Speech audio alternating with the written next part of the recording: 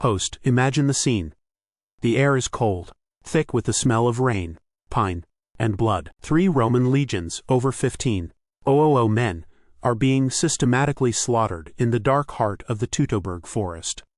Visual, slow motion, cinematic shots of Roman soldiers in chaos. But amidst the chaos, one figure holds the line. He's not a general. He's not an aristocrat. He's a centurion. His face is a mask of granite, his eyes scanning not for the enemy without, but for the enemy within his own men. Fear, hesitation, despair. Host, the Roman Centurion is one of history's most iconic warriors, the backbone of a military machine that conquered the known world. We think of their discipline, their brutal training, their iconic armor.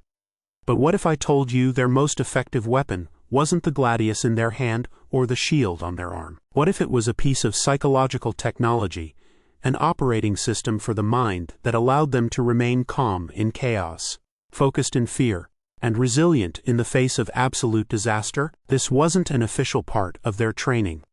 It was a philosophy, forged in the crucibles of Greek thought and perfected in the halls of Roman power by men like Seneca the Younger. Host, Seneca was a philosopher, a statesman, one of the richest men in Rome. He never commanded a legion in battle. So what could he possibly teach a hardened centurion about success? Everything. Because Seneca understood that the greatest battles we ever fight are not on the fields of war, but in the arena of our own minds. The real enemies are not outside forces. The real enemies are our own destructive emotions, our crippling anxieties, and our undisciplined thoughts. In this video, we are reverse engineering the Centurion's mindset. Using the timeless wisdom of Seneca as our guide, we'll uncover the practical, battle-tested strategies they used to conquer their internal enemies. These aren't abstract theories, they are tools. Tools they used to master fear, crush doubt, and led when others would have broken. And the best part, this ancient operating system is just as effective today at conquering the modern enemies of procrastination, anxiety, and self-sabotage. So, let's forge our armor. The battle for your mind begins now. Host, so, where do we begin? We start before the battle is even joined, with the first and perhaps most counterintuitive tool in the Centurion's mental armory. Tool number 1, rehearsing for disaster. Visual. A stylized animation shows a human brain. A neural pathway lights up, labeled fear. Then, another pathway forms alongside it, labeled plan. Host, modern psychology calls it negative visualization. Seneca called it premeditatio malorum the premeditation of evils. He wrote, "What is quite unlooked for is more crushing in its effect. The unexpected adds to the weight of a disaster. The unprepared mind is fragile. It shatters at the first shock." Host, imagine our centurion. He isn't daydreaming of victory, of glory, of the triumph back in Rome. He is walking, step by step, through a catalogue of catastrophe. He pictures the ambush. He feels the sting of a surprise arrow. He hears the screams of his men breaking formation. He imagines the humiliation of retreat, the agony of a wound, the finality of death. Host, this sounds morbid, right? Like an exercise in anxiety. But it's the exact opposite. By rehearsing the worst-case scenarios in his mind, the centurion does 2 critical things. First, he strips them of their power to shock him. Panic is born from surprise. When you have already faced the demon in your imagination, you are less likely to flinch when you see it in reality. Second, it forces him to plan. If the cavalry breaks, where do we form the shield wall? If our supply line is cut, how many days of rations does each man truly have? Fear is transformed from a paralyzing emotion into a set of practical problems to be solved. Visual, a montage of modern examples. A surgeon walking through a complex operation in her mind. A firefighter mentally rehearsing an escape route from a burning building. A public speaker anticipating tough questions from the audience. Host, you can use this right now, before your next big presentation. Don't just visualize success. Visualize failure. The projector dies. Your toughest critic interrupts you.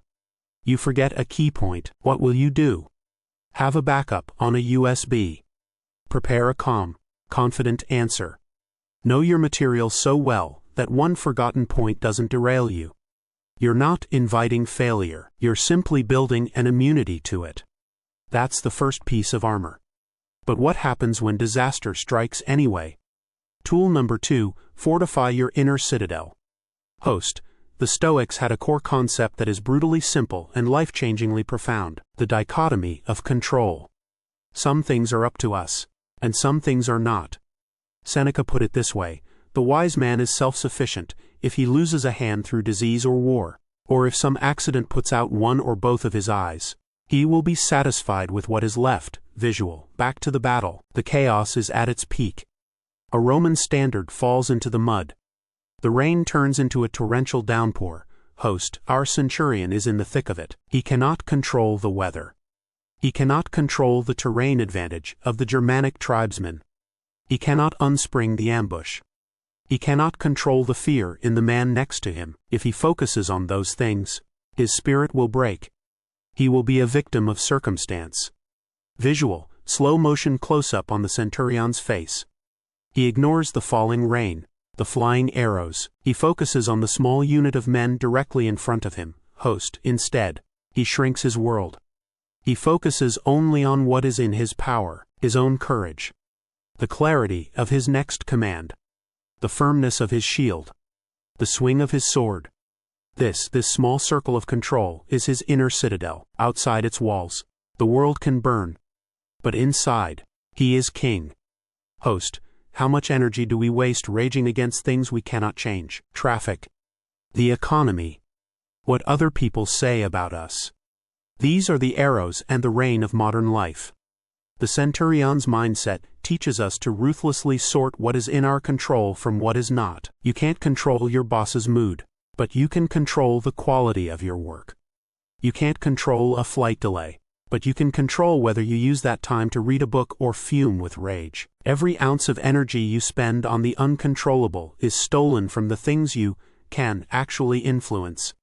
Fortify your citadel. Defend your mind. Which brings us to the final, master-level strategy. Tool number 3, the obstacle is the way. Host, so you've rehearsed for disaster, and you're focused on what you can control. But what happens when the absolute worst comes to pass? The plan is shattered. The path forward is completely blocked. This is the moment that separates the amateur from the master. The undisciplined mind sees a roadblock. The Stoic mind sees a new road. Visual, a narrative sequence begins. The Centurion and his surviving men are cut off, trapped against an impassable ravine. The enemy is closing in. Defeat seems certain. Host, this is it. The end of the line. The ravine at their backs means there is no retreat. For most, this is a death sentence. It is a tactical nightmare. But for our Centurion, the tactical nightmare becomes a source of strength. He turns to his men. He doesn't say, "We are trapped, host," he bellows. "There is no retreat. The gods have given us the perfect ground to die as Romans or to carve a path to victory. With this cliff at our back, we cannot break. We cannot run. We can only fight." He took the worst feature of his situation, being trapped, and reframed it as its greatest strength. No retreat. No hesitation. Only the enemy in front of them. The obstacle became the way. Host, Seneca taught that we should treat fate not as an enemy, but as a partner. He argued that we shouldn't just endure hardship, but embrace it. This is the doctrine of *a more fatty*, a love of one's fate. The project failed? Good. Now we know what doesn't work and can build something better. The deal fell through. Fantastic. It frees up our time for a much bigger opportunity we hadn't even seen yet. This isn't about pretending bad things are good. It's about seeing the opportunity within the adversity. It's about using the rubble of a collapsed plan to build a foundation for a new one. Host, negative visualization, the dichotomy of control. Turning the obstacle into the way. These weren't just philosophical musings for Seneca.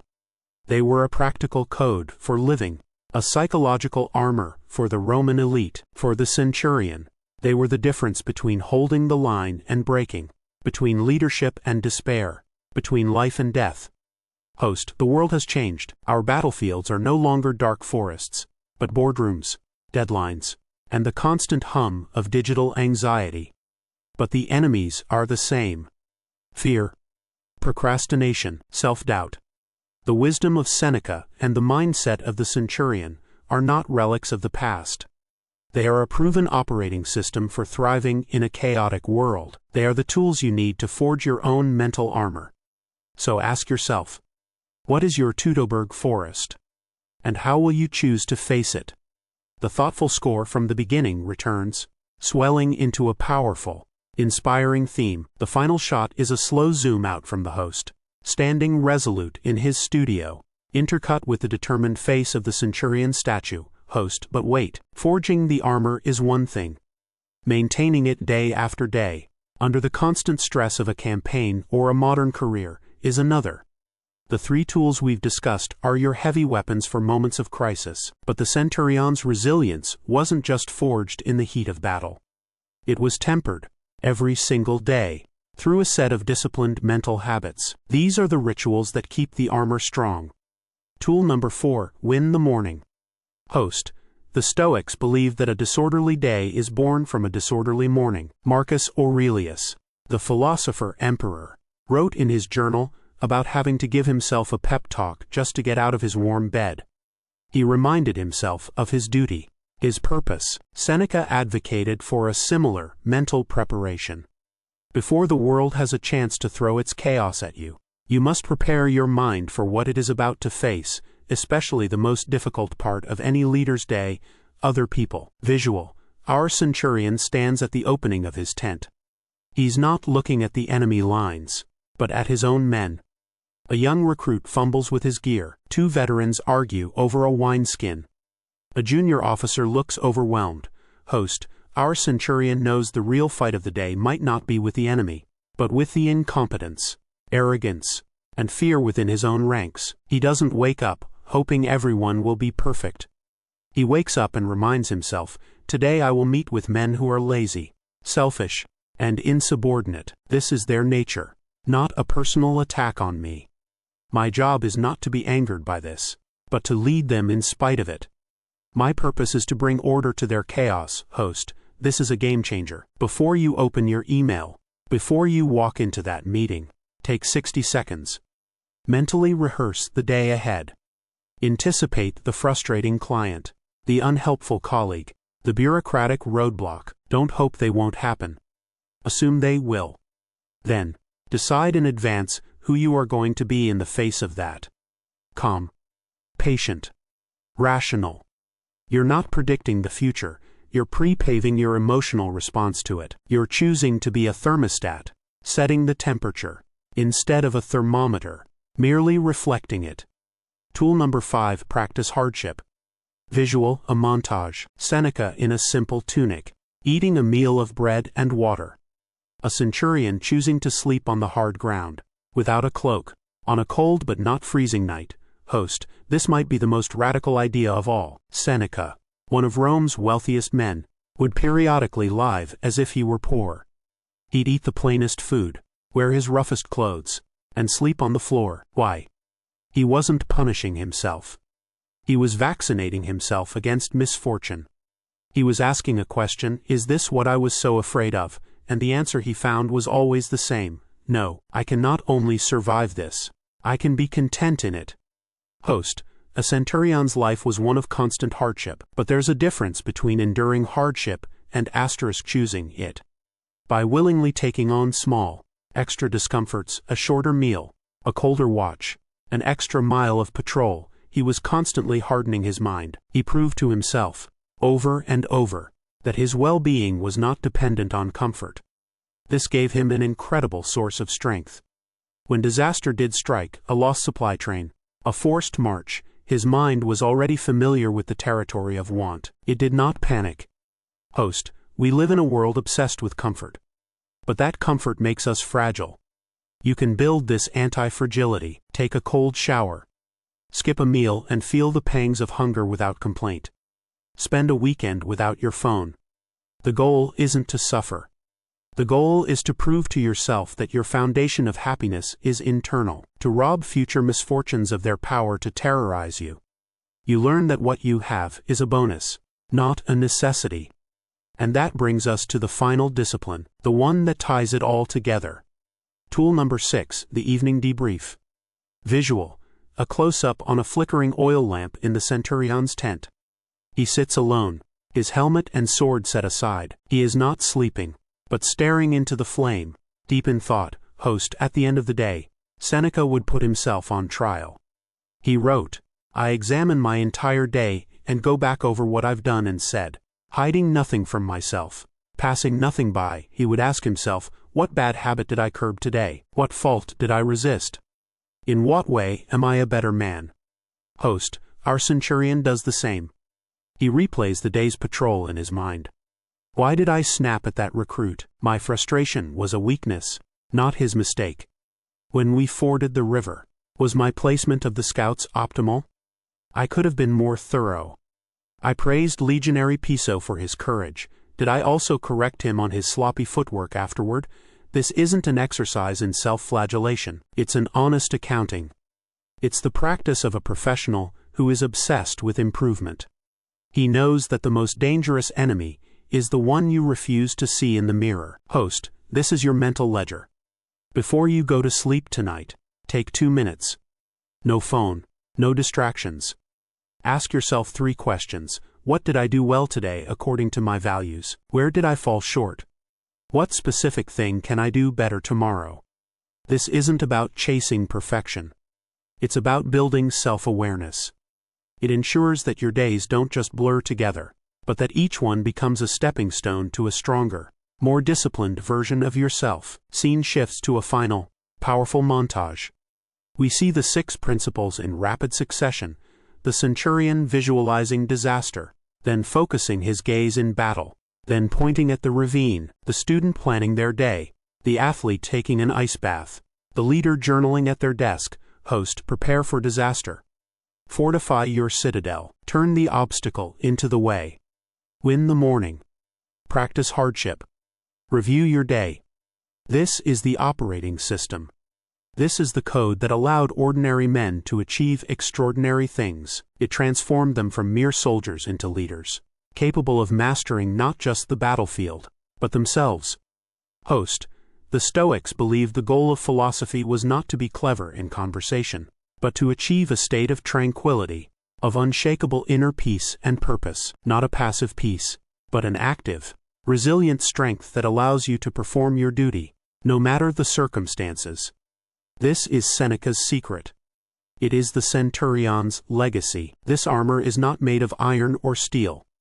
It is forged in thought, tempered by discipline, and maintained by daily practice. It is your birthright to build it for yourself. The battle is daily. The enemy is internal. The victory is a life of purpose.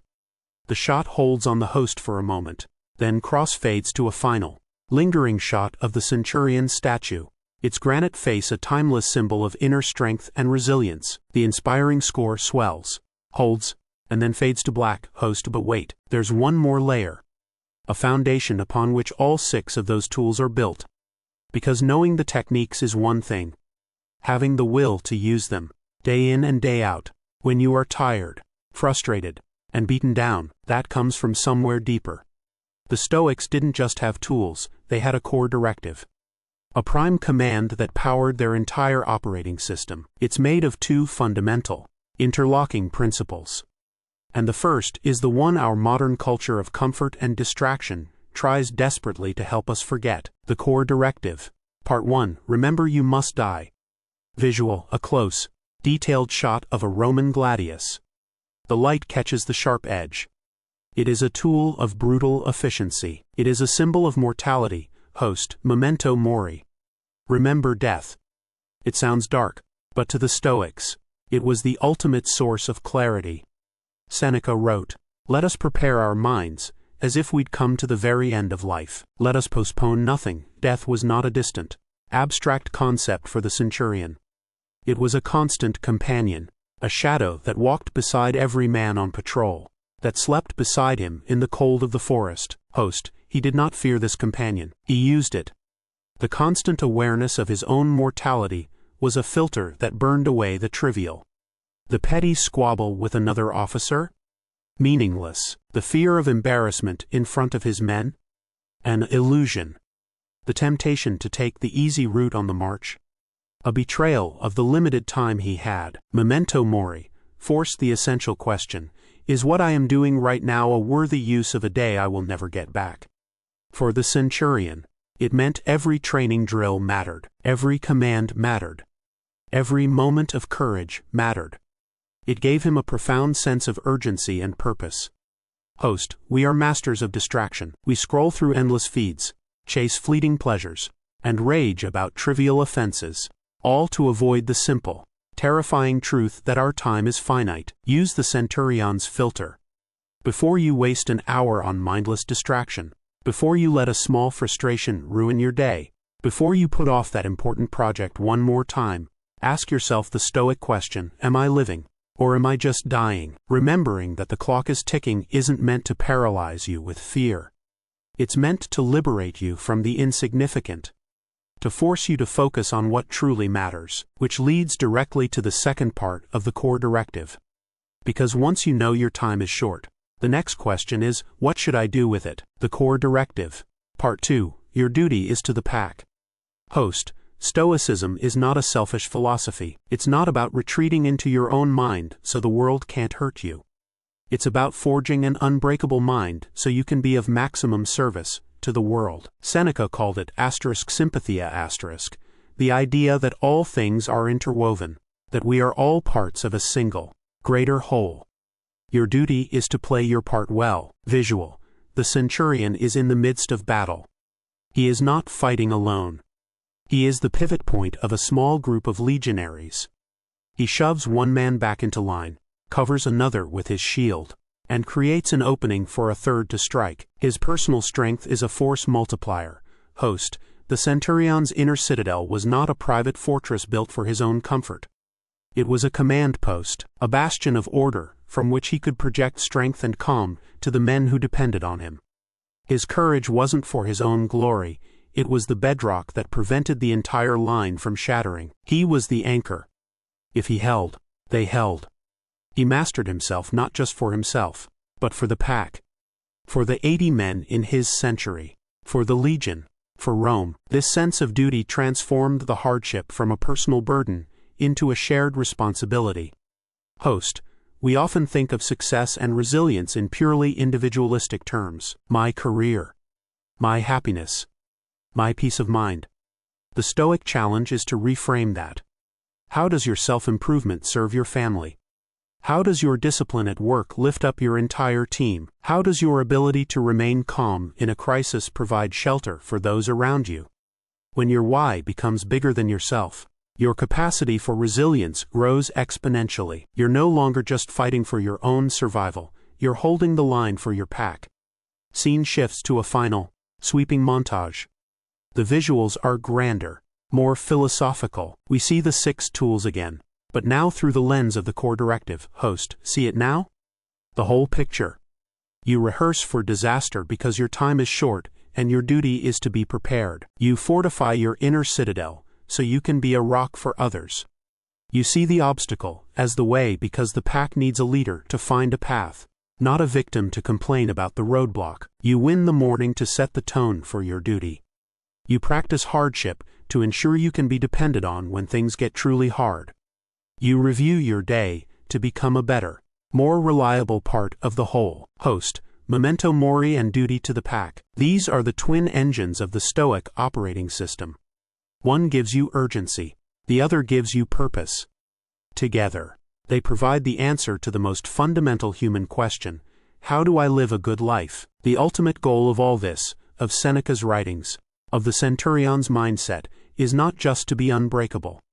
It is to achieve what the Greeks called eudaimonia, not fleeting happiness, but a deeper, human flourishing. A state of being that comes from living a life of virtue, reason, and purpose, in service to the greater good. Host, the enemy's fear, anxiety, procrastination are timeless, but so is the armor. It has been tested for 2,000 years. in the heart of dark forests and the chaos of the modern world. It is waiting for you. Build the citadel. Serve the pack. Live a life worth living. The image of the host fades completely, leaving only the stoic, powerful face of the Centurion statue. The inspiring score, which has been building quietly, swells to a powerful, moving crescendo, then holds for a final beat before fading to black.